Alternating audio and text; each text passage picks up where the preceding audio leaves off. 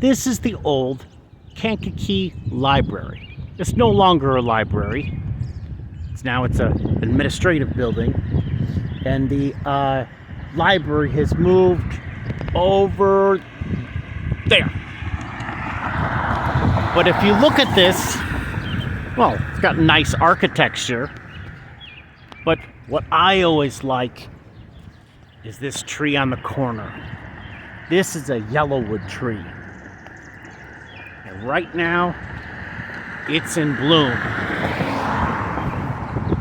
See those nice panicles of flowers hanging down? Yes, it's in the bean family, of course. It's an okay job planting it. I don't think they knew that there is going to heave a little bit, but this is just a beautiful tree. Whoever picked this out, this is a good tree for this spot. YellowWood! And it's a medium-sized tree, yellow fall color. It's one of the few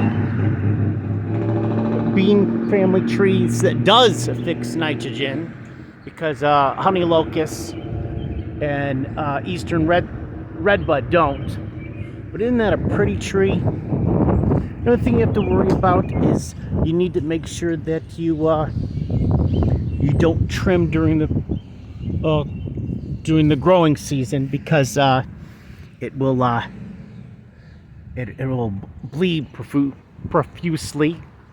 But it's an underplanted, beautiful tree. And it is kind of like some of the other uncommon trees, where its native range is really small.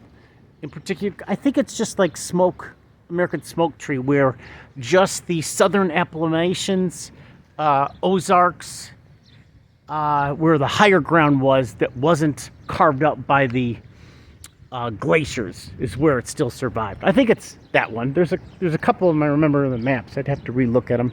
And then, of course, they get a nice native tree there, but they also have hairy wild petunia here, worthless daylilies. But then also they have orange coneflower Susan. It's one of the black-eyed Susans.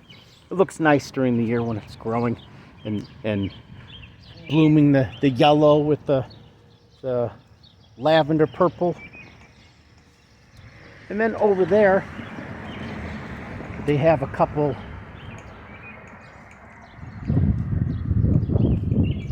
Virginia witch hazels. That's what this is. Can be grown as a large shrub like they did here, or as a small tree. It's an understory. I don't know why this is burned like that. It could be because they spray Roundup kind of sloppily, and of course I would do a lot different trimming on this than these. I'd do some more renewal and get rid of the older. And of course I wouldn't trim it in a vase like that, because then the branches at the bottom don't get very much sun. But anyhow, it's a nice shrub here, and because there's Virginia witch hazel, vernal witch hazel, and tall fothergia, dwarf fothergia, and distantly sweet gum are all in the same group, family of trees, and there's very few diseases. And that's something I notice. The families of plants that have smaller numbers are less likely to get diseases, because something in the rose family, fire blight can easily go from one to the next, and like cedar apple rust can get a lot of them. And so a little bit with olive. I didn't realize this, but emerald ash borer that's getting all the ash trees is actually attacking what's that called? White fringe tree. It's getting that, even though you wouldn't think it would, but just because it's in the olive family too. Now this is off this here. See, this dead wood in here, they didn't trim that out. But people that maintain this, I don't think they're going to be experts. They're just going to be laborers that are told to go do this and that and might have knowledge of it. I don't know what grass these are.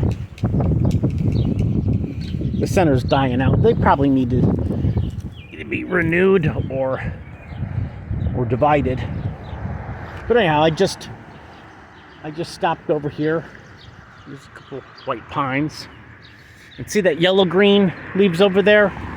You can tell that that's probably something like that one there, suffering from chlorosis, because this is high pH clay areas, and they want sandy, wet, acidic. But isn't that just a beautiful tree? Look at that. Dangling flowers like that. That's just a gorgeous tree.